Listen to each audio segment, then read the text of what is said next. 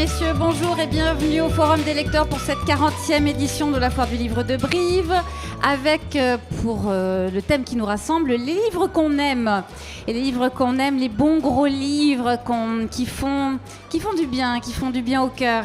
Avec Sophie Forte, La Valise, publiée aux éditions Prisma, Karen Ponte, on va dire comme ça, Ponte. Bon, je suis influencée par votre voisine de gauche. Embarquements immédiats pour Noël aux éditions Fleuve et Emily Blaine, Veux-tu passer tous tes Noëls avec moi chez HarperCollins. Alors on a 2 thématiques de Noël, une valise, tout ça, ça sent le départ. Je vais commencer avec vous, Sophie. La valise, c'est une valise de souvenirs qui préfigure le prétexte à cette plongée dans votre enfance. Une ode à votre papa, un hommage à votre famille, et puis le chemin d'une petite fille qui a grandi et qui est devenue une femme qu'on connaît bien, mais qu'on ne connaît pas tant que ça. Qu'est-ce qui vous a donné envie d'écrire ce livre, Sophie ? En fait, c'est un livre qui raconte des histoires vraies. Et j'ai un oncle qui est mort il y a 4 ans, et la seule chose qu'il m'a léguée, c'était une valise qui était pleine de photos. Et il avait écrit derrière les photos les dates, les noms des gens et tout ça. Et comme d'habitude, on n'a jamais le temps de trier les photos, on est tous pareils, on dit oh, bon, on le fera un jour. Et le jour est arrivé pendant le confinement, évidemment. Donc j'ai enfin ouvert ça, enfin je l'avais déjà ouverte, mais je voyais qu'il y avait beaucoup trop de photos pour les trier rapidement. J'ai trié les photos et j'ai fait des petites fiches pour mes filles, en me disant tiens, comme ça elles sauront qui est qui. Et j'ai commencé à écrire des histoires sur les personnages, des choses que j'avais vécues avec eux, et puis l'histoire de mon père qui a eu une aventure extraordinaire avec la peinture sans jamais quitter son canapé, enfin bref, des histoires rocambolesques avec des personnages qui étaient vraiment atypiques en fait. Et petit à petit, je me suis rendu compte que j'écrivais un livre. Et voilà comment est née La Valise, tout simplement. Des personnages hauts en couleur, alors avec déjà une préfiguration sur les personnages secondaires d'archétypes. Vous avez le guéri, oui. la toche, le nia, mais le Sophie, c'est vous. Le Sophie, c'est moi quand j'étais petite. J'ai été un garçon pendant une dizaine d'années. C'était chouette, mais bon, il fallait que ça s'arrête parce qu'après, du coup, j'ai eu des seins, tout ça. Enfin, ça marchait plus. Mais quand même, j'en ai bien profité. Voilà, mais comme j'aimais bien mon prénom, je m'appelais Le Sophie. Bon, ce qui est complètement absurde, j'en conviens, mais je me ferai psychanalyser un autre jour. Un autre jour. Je pense que la valise peut suffire à remettre tout en place quand même. Certainement. On va y revenir, mais je voulais qu'on parle avec Karen aussi, Karen Ponte, des embarquements immédiats pour Noël. Alors ça, c'est une thématique chez vous. C'est votre 4e comédie de Noël. Oui, c'est ça. Alors ça, c'est curieux. Vous faites des livres qui parlent toujours du même thème. Alors en fait, j'écris... Du même moment surtout. J'écris en fait 2 romans par an, un roman classique et une comédie de Noël qui se passe à Noël et dans lesquels Noël effectivement est un élément central, presque un personnage en fait. Donc oui, parce que j'adore ça. Donc, Alors là, c'est une histoire de jumelles, oui. Qui donc Maggie et Margot, qui ont des métiers très différents toutes les deux, qui sont extrêmement proches, qui ont des parents assez fantasques. Oui, fantasques, c'est ça. Qui décident j'espère que je ne vais pas en dire trop, mais qui décident de leur offrir à chacune un voyage selon leurs affinités. C'est vraiment le voyage sur mesure. C'est ça. C'est-à-dire qu'en fait, l'une rêve, on peut le dire parce que c'est dans la 4e, hein, l'une rêve de Laponie, de neige, de grands sapins, etc. Et la deuxième, elle rêve plutôt de sable chaud, de soleil, de plage. Et un concours de circonstances va faire que, disons qu'elles ne vont pas atterrir chacune au bon endroit. Et quand vous atterrissez en Laponie avec dans votre valise 3 bikinis et un paréo, et qu'il fait moins 50 degrés, c'est compliqué. Et quand vous arrivez en moon boots aussi aux Seychelles. Quand vous arrivez en moon boots et grosse fourrure aux Seychelles, vous avez chaud. Donc voilà, ça raconte comment est-ce que elles vont s'acclimater à l'endroit où elles n'étaient pas du tout censées aller et quel compte finalement elles vont y trouver malgré tout. Elles ont toutes les deux 35 ans, forcément elles sont jumelles. Bon, les parents, eux, sont partis en Tanzanie pour faire un safari. Plus personne n'est là pour assumer. le problème, débrouillez-vous. C'est ça. C'est un peu le roman initiatique de la trentaine. Oui, c'est un peu, voilà, comment est-ce que il faut bien effectivement se débrouiller, parce qu'ils n'ont pas trop le choix, il n'y a pas de clause d'annulation, il est trop tard pour... donc elles s'envolent, quoi, chacune de leur côté. Et c'est la première fois qu'elles sont séparées pour les fêtes, parce que d'habitude c'est Noël, c'est une fête de famille. Et là, leurs parents ont décidé que pour leurs 35 ans, il était temps. Et donc elles se retrouvent chacune, voilà, d'un côté du globe et pas au bon endroit. Donc les valises, la famille, et la famille aussi chez vous, Émilie. Peut-être pas la famille telle qu'on l'entend habituellement, mais la famille qu'on se crée autour de la musique, autour d'un groupe de musique très populaire, très renommé, qui fait des concerts dans le monde entier. Et puis on parle, parfois, il y a des photographes qui font partie des circuits. Puis un photographe est amené à aller suivre différents groupes. Et parfois c'est mieux, et puis parfois le photographe revient dans ce groupe et la famille se recrée. On essaye en tout cas. Bon, moi je suis très, pour le coup, je suis très famille créée en fait. J'aime beaucoup ma famille de sang, on va dire, mais moi je suis assez loin d'eux parce qu'ils sont en Bretagne et moi je suis à Paris, donc je recrée beaucoup autour de mes amis une espèce de famille. Et donc dans mes livres je fais la même chose. Je crée des groupes, des troupes d'amis. Effectivement, qui vivent ensemble, ne sont pas une famille, mais qui agissent un peu comme une famille. Et donc là, effectivement, c'est le 3e tome, parce que j'en ai déjà écrit 2 autres. T'embrasser sous la neige. Hein. Voilà, T'embrasser sous la neige étant le premier et Rendez-vous au chalet des cœurs oubliés étant le 2e. Donc ça, c'est le 3e et le dernier, normalement. Et donc là, je finis en fait avec le groupe de musiciens, avec le batteur qui s'appelle Maxime, qui donc normalement a une destinée avec la photographe du groupe qui s'appelle Mathilde. Voilà. Donc ils se retrouvent. Ils essayent en tout cas. Alors, la question que je me suis posée en lisant votre livre, c'était de savoir s'il s'agissait véritablement d'une histoire d'amour ou si c'était finalement un roman autour de l'amitié. Je pense que c'est un peu les deux en fait. Moi je fais de la romance effectivement, donc des histoires d'amour qui finissent bien, c'est la promesse de départ. Mais c'est vrai que mes livres parlent beaucoup d'amitié, énormément d'ailleurs, plus parfois que d'amour. Mais limite je préfère, je trouve que les liens d'amitié sont beaucoup plus profonds, plus durables aussi.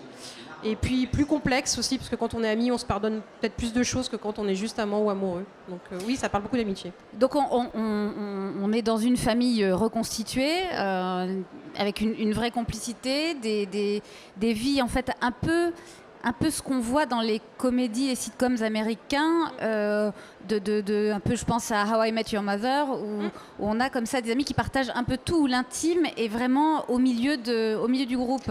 C'est exactement ça. Moi, j'ai été élevée à Friends. Je connais tous les épisodes, je pense, par cœur. Voilà. Chandler étant mon préféré, et le mien, on donc. On adore. Voilà. Et je pense que j'étais un peu biberonnée, en tout cas, à tout ça. Et oui, ça m'inspire beaucoup au quotidien. Ça, plus les repas interminables à la maison, dont je ne vous parle pas. Mais voilà, ça participe à la construction du roman, oui, tout à fait. On a dans cette histoire, dans vos 2 histoires, quelque chose, le lien fraternel ou sororal, pas tout à fait, pas vous, puisque dans Sophie est fille unique dans votre livre. Donc ça, un seul essai réussi.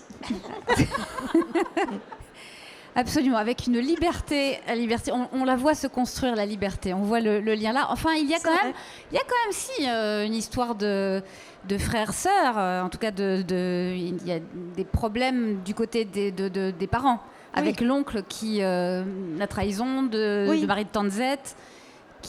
Voilà, on a quand même ce lien latéral, c'est-à-dire que souvent la famille on la traite de parents à enfants, mais dans vos livres ce sont des liens latéraux, c'est le lien fraternel en fait. Avec les côtés sombres de chacun qu'on découvre petit à petit et qui sont assez surprenants, vu en tout cas dans ce livre-là, les personnages qu'on a rencontrés au début et qui d'un coup se révèlent différents de ce qu'on croyait. Est-ce que vous croyez vous aussi ? Est-ce que je croyais aussi, oui. Vous, on reviendra aussi sur la fantastique épopée de Max, qui est quand même une histoire. Aucun scénario n'aurait accepté cette histoire en disant c'est pas possible, ça peut pas être vrai. Mais parfois on me dit mais c'est pas possible, tu inventes. Au contraire, j'ai édulcoré. Sinon, il aurait fallu 3 tomes. L'histoire d'un homme qui se met à peindre parce que sa femme en a marre de le voir sur le canapé. Oui, il faut savoir que mon père était chauffeur de taxi et qu'il était très colérique. Alors un jour, il a viré un client à coups de poing parce qu'il voulait pas qu'il fume dans son taxi, bref. Et il s'est fait virer lui-même de sa compagnie. Donc il s'est retrouvé en dépression dans un canapé. Et alors ma mère lui a dit, Max, j'en ai marre de te voir rien faire comme ça depuis des mois. Fais quelque chose. Tiens, tu savais peindre quand tu étais jeune. Fais un tableau. Et mon père a dit, ça m'emmerde. Elle a dit, mais fais quelque chose, fais quelque chose. Alors il a fait un tableau, elle l'a porté encadré chez un gars qui était aussi un agent d'artiste. Il a vendu ce tableau. Et de là, après, je ne vais pas vous raconter toute l'histoire, mais mon père est devenu un peintre très célèbre sans jamais sortir de son canapé. Prix de Rome. Prix de Oui, Rome. Prix de Rome, oui, oui. Les tableaux ont voyagé dans le monde entier. Il n'y est jamais allé. Hein. Il n'a jamais voulu. C'est incroyable. Et ma mère a ouvert une galerie, elle a vendu les tableaux de mon père, ça a pris une ampleur extraordinaire. Et lui, il peignait des trucs bucoliques en regardant des films d'horreur. C'était parfait. Personnage charmant. Ce qui est de très, très, très, très adorable dans vos 3 livres, c'est que souvent, quand on parle de la famille, c'est pour parler de ce qui fait mal ou de ce qui dysfonctionne.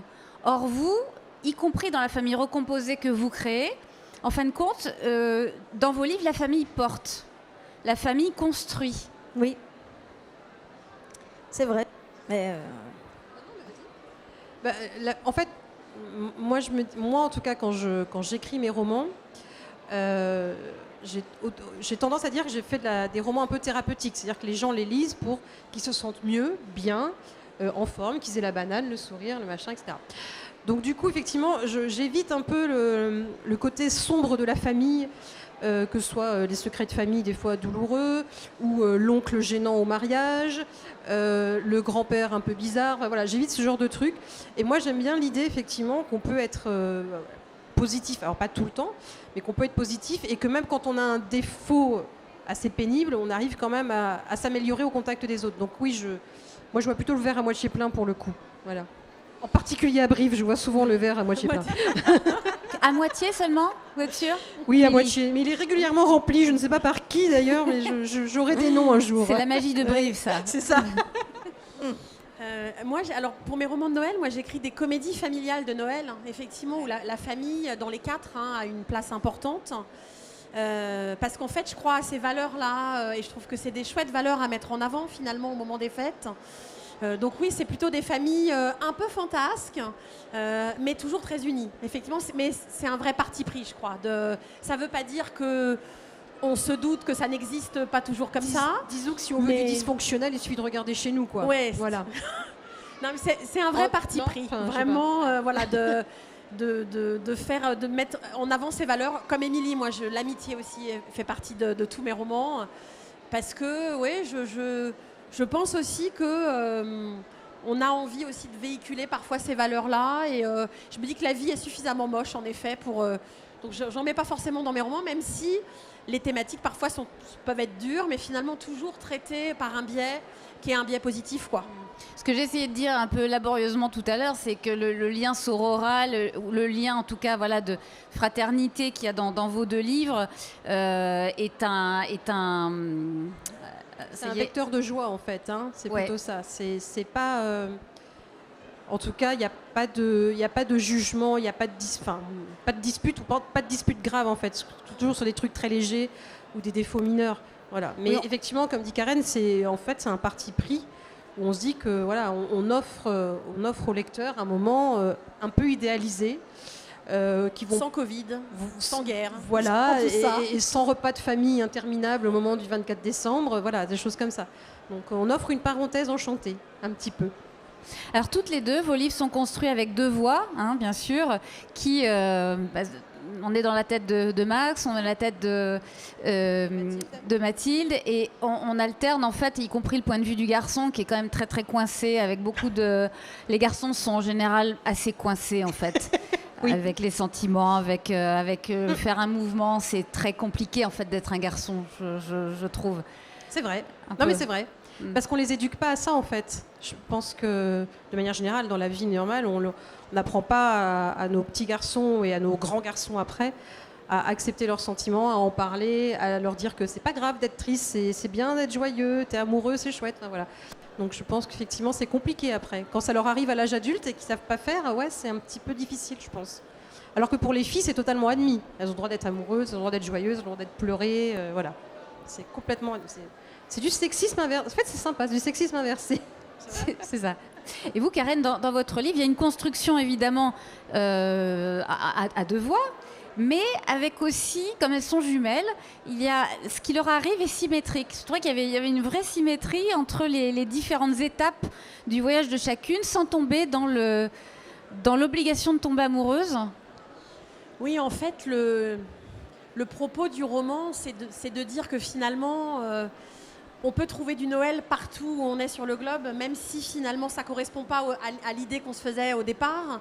Et toutes les deux, elles cheminent de la même manière. Ça veut dire que au départ, hyper désabusées, hyper flippées d'être là où elles sont, elles vont en prendre leur parti et finalement, plus elles avancent, plus elles font un constat en miroir et elles disent non mais finalement c'est ma sœur qui avait raison et l'autre dit exactement la même chose en fait, et parce que c'était le parti pris là encore du roman que je voulais montrer, qu'au final les valeurs elles sont assez universelles et que même si les Seychelles paraissent comme ça sur le papier moins féeriques parce que pas de neige, parce que pas de sapin, toutes les valeurs qu'on retrouve aux Seychelles en fait, du partage, de la famille, de la solidarité, etc., sont aussi hyper présentes, quoi, finalement, et que le décor joue finalement un rôle un peu secondaire par rapport à toutes ces valeurs qu'elle découvre au fur et à mesure du temps, quoi. J'imagine que les repérages pour écrire ce roman de littérature du réel ont dû être très très pénibles. Alors j'ai demandé une enveloppe à mon éditeur pour recherche, bah, ça m'a été refusé. Voilà, j'ai dit je suis obligée de partir aux Seychelles pour obligée de. Il m'a dit c'est bien tenté mais non. Vive Internet alors, hein, c'est ça. Voilà. Alors du coup change ça a d'éditeur. demandé beaucoup de. Puis alors ça fait taper des choses très étranges sur Google. Peut-on atterrir en hydravion à tel endroit? Comment décolle un hydravion? Voilà, c'est des choses assez... Oui, comment atterrir un mais oui, hydravion comment aussi, surtout atterrit, dans le tout livre. ça. Donc c'est vrai que c'est Plutôt l'atterrissage. Enfin, il y a quand même dans les deux cas, quel que soit l'endroit du globe, en tout cas ce que vous avez choisi, c'est quand même de nous incorporer le miracle de l'enfant. Oui, c'est... Parce que dans les deux cas, en Laponie Oui. ou aux Seychelles. Bah parce que, en fait, on se refait pas, je crois, les thèmes qui nous tiennent à cœur, la parentalité, voilà, de chaque côté finalement, et des parentalités différentes. Bah voilà, ça revient, donc on se retrouve aussi dans celui-là avec cette même thématique. La famille, pour vous, Sophie, c'est aussi, c'est l'inverse. C'est une ode c'est une immense tendresse pour des parents qui sont partis de rien et qui ont prouvé que tout était possible. Il y a une immense admiration de vous vers votre papa. D'ailleurs, vous l'avez mis en scène, votre papa. Oui, absolument. J'ai écrit une pièce qui s'appelait Max, la véritable histoire de mon père. Et en fait, c'était terrible parce que je jouais ma mère. Alors, je ne voulais pas du tout faire ça au départ. Mais après, vous avez fait Dolto, donc ça Et ça après, j'ai compense. fait Dolto, donc tout se rejoint, en fait. Voilà, je vais très très bien. En pleine forme. Oui, voilà. Oui, je l'ai mis en scène, mais parce que je l'ai mis en scène parce que c'est un véritable personnage. Il était même physiquement un vrai personnage de théâtre, mon père. C'est un Italien, nous on est Italiens, les Forte. Mais mes parents, ma maman venait de Florence, mais la famille de mon père de Naples. Et mon père, c'était vraiment c'était le parrain en fait, hein, avec la moustache, le bide et tout. Hein, il était vraiment imposant. Et il avait le regard sombre, un type taciturne. Il était assez fascinant. Et ça méritait bien une pièce et un livre. Et puis il me manque tous ces gens, parce qu'ils sont tous partis, figurez-vous. Moi, j'ai plus de famille en fait. Je n'ai plus que mes enfants. Alors comme ça, en écrivant la valise, j'ai revécu des moments avec eux et je les ai fait un peu revivre. Et puis maintenant, ils vivent encore auprès de tous les gens qui lisent le livre. C'est merveilleux quand même. C'est extraordinaire de faire revivre des gens comme ça. Quelle chance! Il y a quand même le vrai... Enfin, pas le vrai, mais il y a un grand sujet dans le livre, c'est la peinture. Oui. La peinture qui passe de Max à Ottilie, votre petite deuxième. Absolument. Mais vous aussi, vous tâtez du pinceau. Oui. Vous restez assez vague là-dessus, mais vous aussi, vous avez été mordu par ce virus-là. Oui, j'ai peint pendant assez longtemps. J'ai même gagné ma vie comme ça pendant quelques années. Et bon, après, il y a des choix à faire dans la vie. J'adore peindre, j'ai plus tellement le temps. Je voulais aussi être comédienne, je voulais être auteur, je voulais être pompier, enfin plein de trucs. Il y a des choses que j'ai pas faites. Pompier, Devinez vous n'avez pas lesquelles. fait. Pompier, c'est compliqué. Vous avez peut-être pas le gabarit quand même pour... non ? Pompier, je suis pas sûre. Non, voilà. Mais oui, j'adore la peinture et il est clair que ma plus jeune fille a un don comme avait mon père. C'est dingue le don. Enfin, c'est complètement fascinant. Elle prend un pinceau, elle peint des trucs incroyables. Elle commençait déjà à 10 ans à faire des choses extraordinaires. Bon, évidemment, je suis sa mère, alors peut-être que je vois ça aussi. Parce que chaque fois, je lui dis c'est merveilleux, elle me dit « Oh, mais t'es ma mère, c'est normal que t'aimes. » C'est pas vrai, elle fait des trucs vraiment dingues. C'est le don, voilà, et ça a été transmis. C'est magnifique. Elle a connu son grand-père ou pas? Elle l'a connu pendant 5 ans. Mais il ne peignait plus. Il ne peignait plus. Il ne peignait plus, mais la dernière fois que mon père a peint, c'était avec Ottilie. Il lui a fait faire une aquarelle. C'est la première fois qu'elle aussi faisait un vrai tableau. Ils l'ont fait ensemble et il est parti après, papa. Est-ce que vous êtes senties heureuses, toutes les trois, après avoir écrit ces livres qui nous rendent heureux? Ah, je sais pas, répondez. C'est une bonne question. On se sent toujours heureux quand on a fini un livre. Oui, On se sent ça. soulagé. C'est pas pareil. Tu as raison, c'est Quand exactement. en plus on est dans les temps, c'est On encore se sent mieux. satisfait, on se sent léger, on se sent plein de choses. Moi, je suis heureuse, en fait, quand les personnages sont à l'endroit où j'avais envie de les emmener. En fait, c'est ça qui me rend... parce qu'ils partent d'un point, je les emmène à un autre point. Et quand ils sont arrivés au bon endroit et en bonne santé, sans séquelles, je suis heureuse de les avoir emmenés là. Et donc, ouais, je suis toujours... c'est toujours beaucoup d'émotions de terminer un livre, parce qu'on se dit, Ah oui. on a réussi encore une fois. Donc, il y a toujours... et puis, à la fois, il y a la nostalgie déjà, de se dire, bon, donc maintenant, il faut les confier, ces personnages. Et puis, il faut passer à d'autres personnages. Donc, c'est des moments assez de joie et aussi, oui, d'un peu de nostalgie tout de suite, parce qu'on a passé du temps avec eux. Ils ont partagé notre vie. Donc c'est assez paradoxal, ces moments-là de vide un peu, de joie, de vide. Je suis assez d'accord. Il y a un mélange de satisfaction, on est arrivé au bout du projet, de soulagement, on est arrivé au bout du projet dans les temps, ce qui n'arrive jamais. En tout cas moi, voilà, j'assume totalement d'être en retard tout le temps. Et il y a de la joie, effectivement, parce qu'on se dit que, effectivement, on a amené les personnages où on voulait les amener. Moi, en plus, c'est un 3e, donc du coup, c'est bon, j'ai bouclé la boucle, grosso modo, de la Ah oui, mais saga. vous les laissez tomber, donc ça Je peut les être laisse aussi tomber, un je blues. laisse vivre leur vie auprès des confie lecteurs. après, On les confie. Ils vivent une belle vie heureuse et saine. Et j'ai toujours dit qu'un jour, je ferais un roman un peu en mode banquet d'Astérix où ils se retrouvent tous et ils discutent de ce qu'ils sont devenus après. Non, voilà. Donc on est. Ouais, moi je suis heureuse, ouais, mais je suis un peu nostalgique, mais ça dure pas très longtemps. Assez vite, je passe à autre chose en fait. Voilà. Mais Oui. Vous avez l'idée du banquet d'Astérix. Mais enfin, sur 17 livres, ça fait quand ça même... va être compliqué, ouais. Oui. On multiplie Alors, par des 3 gros ou 4. sangliers. Oui, il faut des gros Voir, sangliers. Moi, ce qui me Sophie. rend heureuse, ce sont les gens qui m'écrivent et tous les retours que j'ai avec la valise. C'est formidable. Chaque fois que j'ai un message de quelqu'un qui me dit « J'ai ri, j'ai pleuré, j'ai vécu avec vous toutes ces aventures, je l'ai embarqué dans mon univers », c'est hyper touchant. Et pour ça, c'est formidable d'écrire un livre. Vous saviez que vous étiez doué pour l'écriture? Moi, j'ai toujours écrit, en fait, parce que j'ai été très longtemps humoriste. Oui. À Rien à cirer, à la radio, à la télé pendant 15 ans. Bon, les gens me connaissent beaucoup comme ça. J'ai écrit beaucoup de pièces, une quinzaine de pièces qui sont jouées d'ailleurs, même actuellement. Et puis, c'est mon 2e livre. Et puis, j'écrivais beaucoup quand j'étais petite aussi. L'écriture a toujours fait partie de ma vie. Après, le roman, c'est encore une autre forme. Et puis, c'est plus solitaire aussi. On n'a pas le retour direct du public. Quand on écrit un sketch, on peut quasiment même le jour même savoir si ça va marcher ou pas. On a des retours, les gens rient, il se passe quelque chose. Le roman, on ne sait pas, on travaille des mois sur quelque chose sans savoir vraiment. Alors après, on est guidé par l'éditeur, bien sûr. C'est très important de rencontrer la bonne personne, mais on ne sait pas où on va vraiment.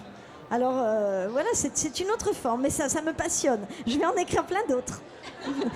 Eh bien, on se réjouit. Pour l'instant, on lit La Valise, on ouvre La Valise avec vous, Sophie Forte. Donc, c'est publié aux éditions, un livre publié aux éditions Prisma, un livre tendre et intime. Emily Blaine, veux-tu passer tous tes Noëls avec moi? C'est publié chez HarperCollins. Oui. Et la réponse est certainement, je ne dirai pas. Non, mais c'est un livre idéal pour les demandes en mariage. Moi, je l'ai toujours dit en fait. Oui, Voilà. parce qu'on Messieurs, n'a pas- offrez ce livre à vos femmes. Enfin, ça allait en devenir éventuellement. Mais on n'a pas parlé d'histoire d'amour, on a été super sages. Ouais. Hein. Non, On n'a c'est rien vrai, on a déploré. été très soft. On a été très soft, comme ça tout est préservé. Karen Ponte, embarquements immédiats pour Noël aux éditions Fleuve. Une façon de découvrir la Laponie en bikini et la plage en moon boots. C'est ça. Allons-y tous. Il faut que tu fasses un bandeau. Faut que tu fasses un bandeau sur ton livre. C'est parti Découvrez avec la Laponie. valise. Merci à toutes, merci à tous pour votre attention. Merci.